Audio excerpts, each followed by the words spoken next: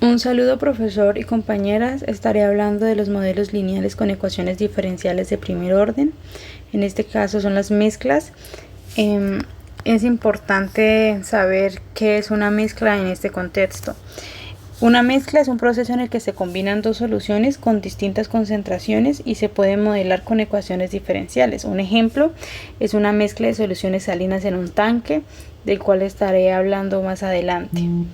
En muchas aplicaciones prácticas, las soluciones líquidas se mezclan de manera continua. Algunos ejemplos son los procesos industriales, el tratamiento de aguas, las reacciones químicas y también las biológicas. Este problema se modela usando ecuaciones diferenciales de primer orden. Entonces, para ello analizaremos el problema de un tanque mezclador y resolveremos la ecuación diferencial que describe la cantidad de sal en el tanque a lo largo del tiempo. Entonces, el objetivo es comprender cómo se modela la mezcla de soluciones salinas, también resolver la ecuación diferencial paso a paso e interpretar los resultados obtenidos. Entonces tenemos un tanque mezclador que contiene 300 galones constantes de agua salada, y esta agua está en constante agitación también, de manera que la concentración de sal se mantiene uniforme en todo el tanque. También están ingresando 300 galones por minuto de una solución salina con una concentración de 2 libras por galón, y al mismo tiempo está saliendo, el tanque deja salir 3 galones por minuto de esa misma mezcla. Entonces las preguntas clave serían: ¿cómo cambia la cantidad de sal en el tanque con el tiempo? ¿Y qué cantidad de sal habrá en el tanque cuando el sistema alcance un estado estable? El primer paso será definir una variable. En este caso pues he definido ADT como la cantidad de sal en libras en el tanque en cualquier tiempo t, y la razón de cambio de ADT con respecto al tiempo pues sería esa misma diferencia de sal que está entrando y de la que está saliendo. Entonces tenemos esta ecuación que se va a tener en cuenta para unos cálculos más adelante. El segundo paso sería calcular la sal que entra y la sal que está saliendo.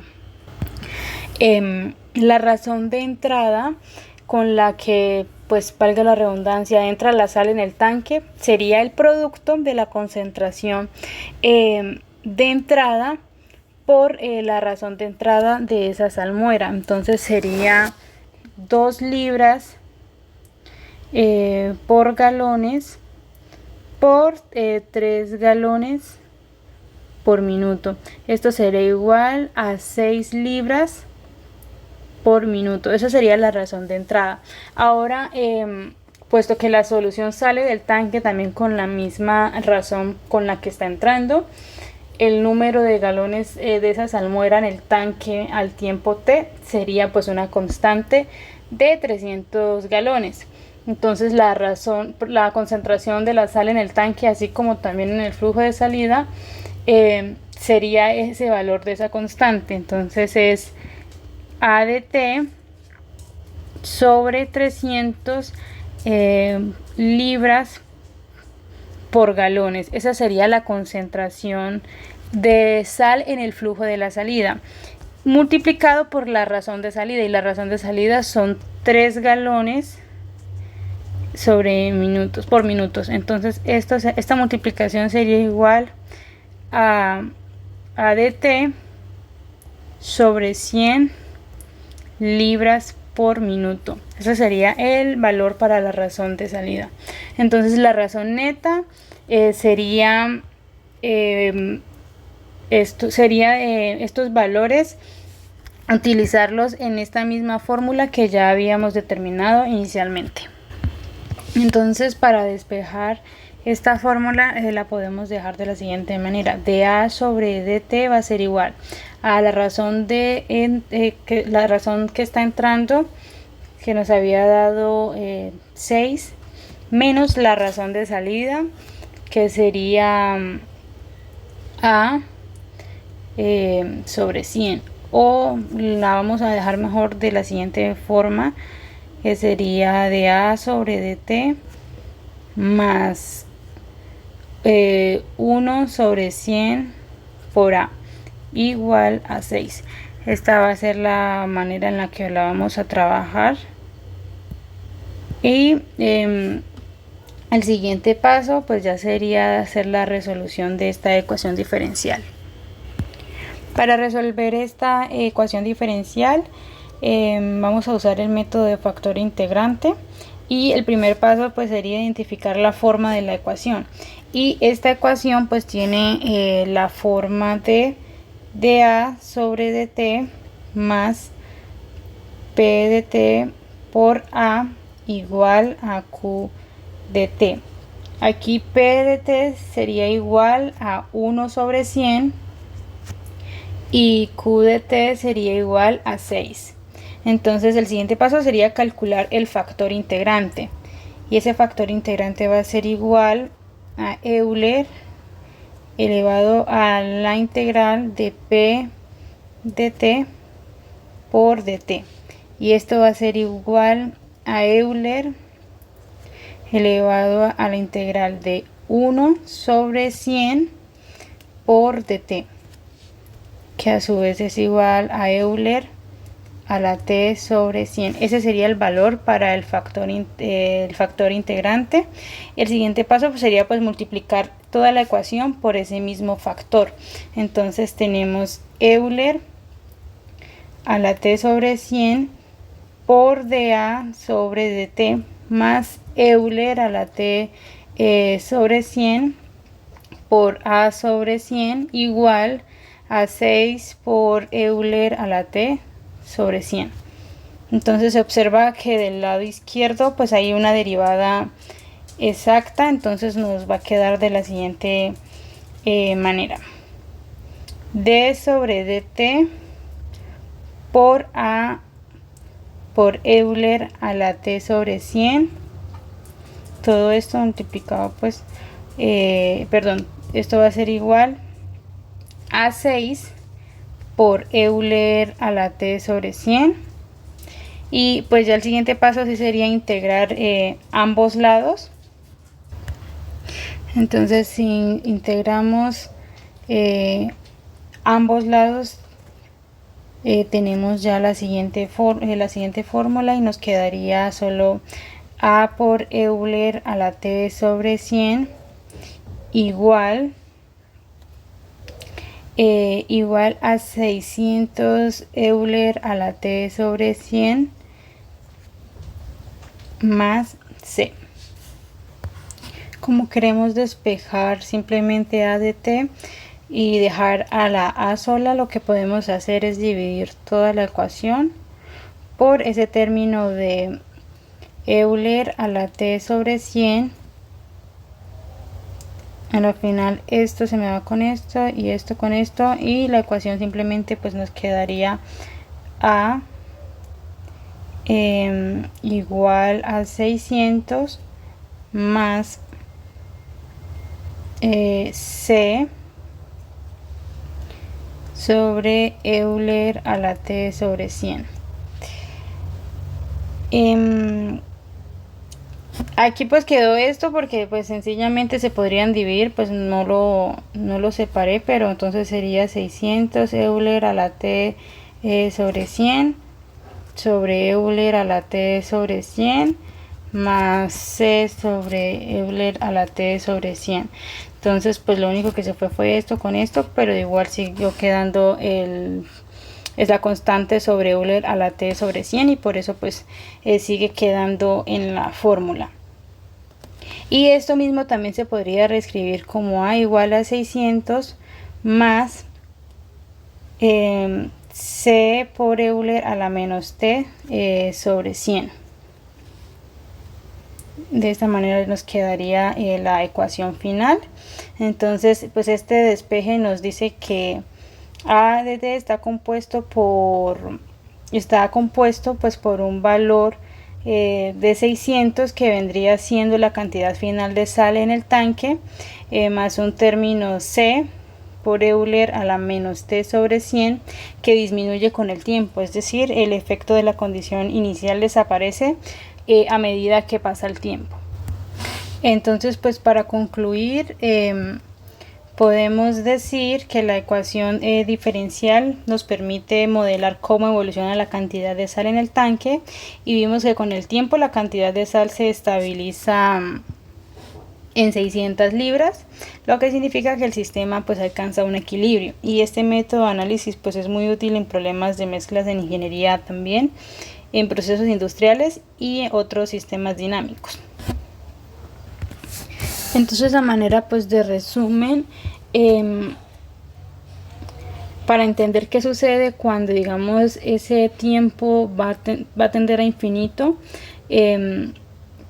digamos que hay que analizar las partes de esa ecuación por separado. Entonces el 600 va a ser un valor constante que no va a cambiar con el tiempo, y pues siempre va a estar presente en la ecuación sin importar cuánto crezca ese valor de t. Y el término de c por Euler a la menos t sobre 100 contiene la exponencial negativa, lo que significa pues que va a disminuir conforme t aumenta. Entonces esa función exponencial va a disminuir, como ya dije, en cuanto ese valor de t vaya creciendo. Entonces, cada vez que ese valor de t aumenta, ese valor de c por Euler a la menos t sobre 100 se va a acercar a 0. Entonces, eso quiere decir que al pasar con el tiempo, de igual ese valor siempre va a acercarse más a 0, por lo que en la ecuación simplemente pues nos va a quedar, digamos, de esta manera. Cuando t tiende a infinito, va a ser igual a 600 más 0, porque pues este valor, el valor va a tender a 0. Entonces literal pues lo único que nos va a quedar va a ser ese valor de 600.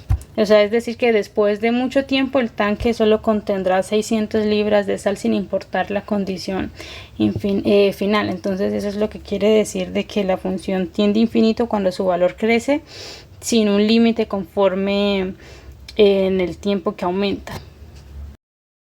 Para el análisis de circuitos en serie es importante tener en cuenta que la corriente es la misma en todos los elementos del circuito, y la tensión total aplicada al circuito pues es la suma de las tensiones de cada elemento, y eso significa que el voltaje total del circuito se va a distribuir en todos los componentes según su impedancia, y pues dependiendo también de los elementos que hayan en el circuito, la respuesta puede ser una ecuación diferencial o de primer o segundo orden.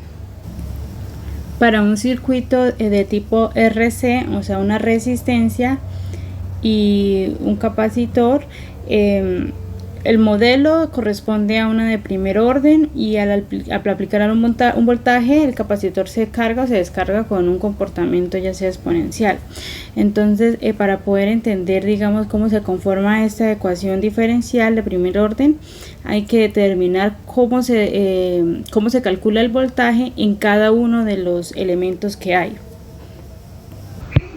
El voltaje para una resistencia se determina va a ser igual a la corriente por el valor de esa resistencia, pero el valor de la corriente va a ser igual a la derivada de la carga. Entonces esa fórmula podemos reescribir como el valor de la resistencia por la derivada de la carga sobre el tiempo.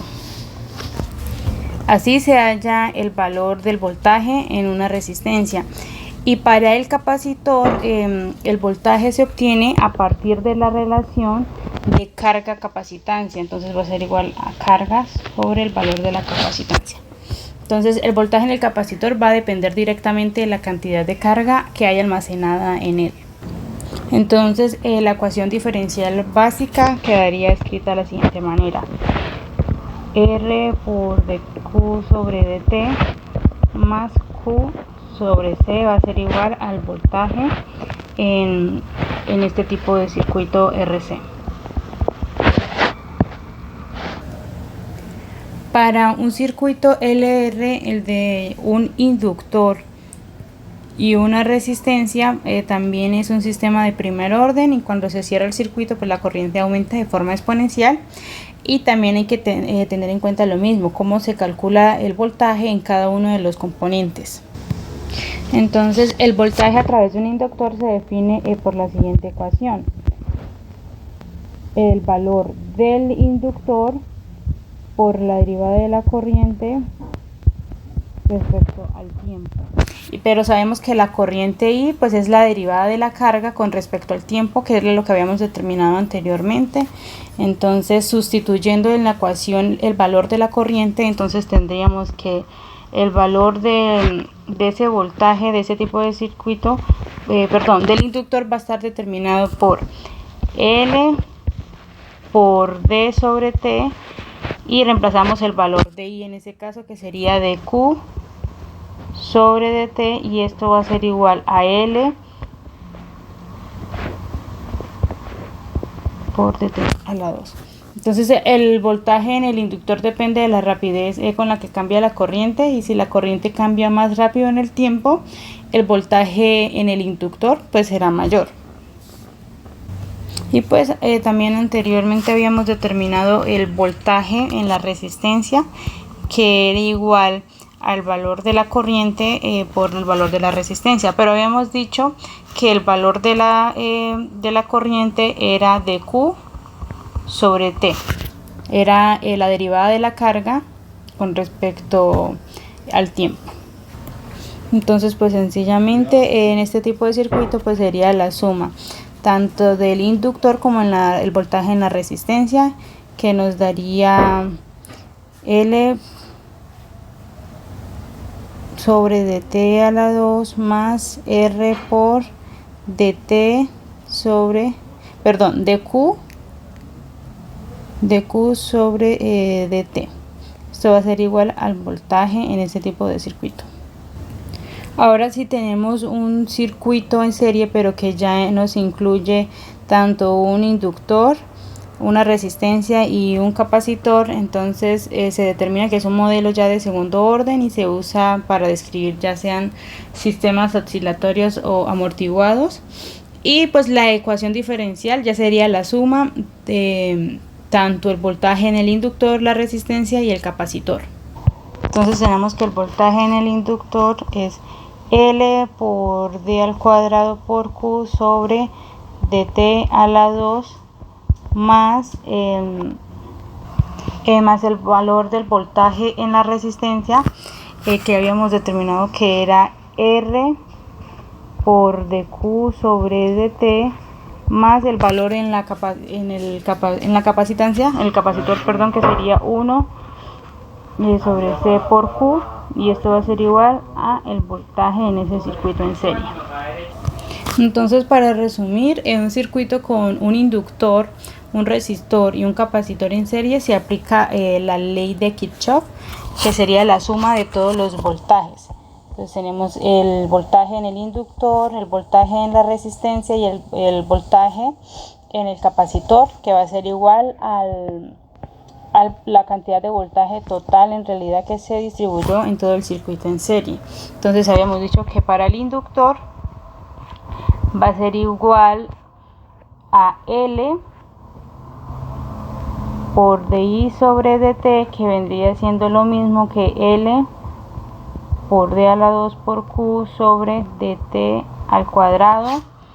Para una resistencia, un resistor, sería igual a la corriente por la resistencia, que esto vendría siendo lo mismo que R por dq sobre dt. Y para un capacitor,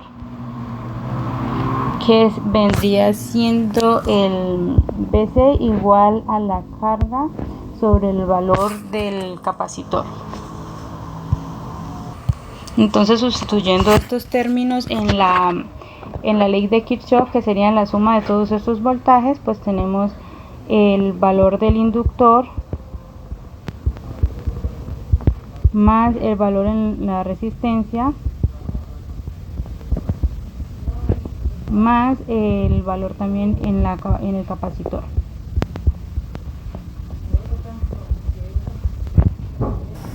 De esta manera se determina una ecuación diferencial de segundo orden, y es de segundo orden porque involucra la segunda derivada de la carga Q, lo que significa que depende de la aceleración del cambio de carga en el circuito.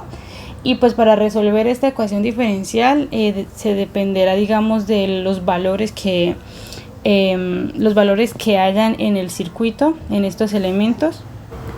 Y pues para concluir llegamos a la ecuación diferencial de segundo orden, que viene siendo esta, aplicando la segunda ley de Kirchhoff, que establece que la suma de las caídas de voltaje en un circuito cerrado debe ser igual al voltaje aplicado. Consideramos en cada componente, en un inductor, que su voltaje pues depende de la rapidez con la que cambia la corriente, en un resistor que su voltaje es proporcional a la corriente que circula a través de él, y que en un capacitor su voltaje pues es proporcional a la carga almacenada. Y pues al sumar estas caídas de voltaje y expresarlas en términos de la carga, obtenemos una ecuación diferencial pues de segundo orden, que fue la que obtuvimos. Y ya para resolver también esta ecuación pues es necesario conocer también ciertos factores. Una de ellas son las condiciones iniciales, ya que pues la carga y la corriente en el circuito es en un determinado tiempo inicial. También digamos como el tipo de excitación, pues ya sea si el voltaje es constante, variable o un impulso. Y también los valores tanto del inductor, de la resistencia y del capacitor, que pues van dependiendo de su relación. Y el circuito puede comportarse ya sea de una manera diferente, ya sea amortiguada, sobreamortiguada o subamortiguada. Y pues en esta ecuación nos describe es la evolución de la carga en el tiempo dentro del circuito, y su solución depende tanto de los valores de los componentes como también de las condiciones iniciales y de la fuente de voltaje aplicada.